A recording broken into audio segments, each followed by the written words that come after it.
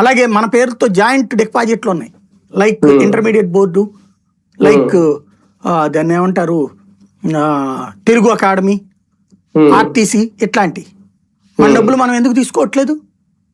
మన ఆస్తులు మనం ఎందుకు తీసుకోవట్లేదు? యూనివర్సిటీలో మన వాటా ఉంది, అట్లాగే అక్కడ కొన్ని భవనాలు మనకి రాసిచ్చారు ఆ రోజున. అవి అమ్ముకున్నా తీసుకోవచ్చు, లేదా మనం అధికన్నా తిప్పుకోవచ్చు.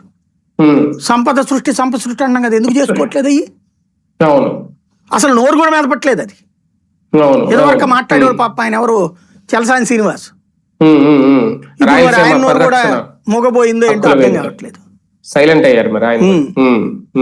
అది ఓవరాల్ గా అతి పెద్ద మోసపోతున్న బాధితుడు ఆంధ్రుడు. మేము మోసం చేస్తున్నామని గర్వంగా చెప్తున్నాడు రేవంత్ రెడ్డి.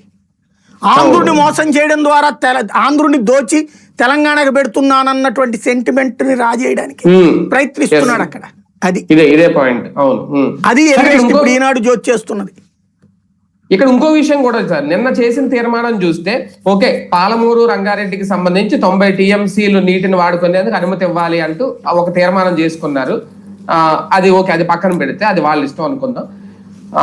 పోలవరం ప్రాజెక్టు గురించి కూడా, పోలవరం విస్తరణకు అనుమతి ఇవ్వకూడదు, అలాగే నల్లమల సాగరు పోలవరం బనకచర్ల ప్రాజెక్టులకు కూడా అనుమతి ఇవ్వకూడదు. అంటే గోదావరి జిల్లాలు ఆంధ్రప్రదేశ్ వాడుకోవడానికి ఇక అనుమతులు ఇవ్వద్దు అంటూ కూడా తెలంగాణ అసెంబ్లీలో తీర్మానం చేసేసారు వాళ్ళు.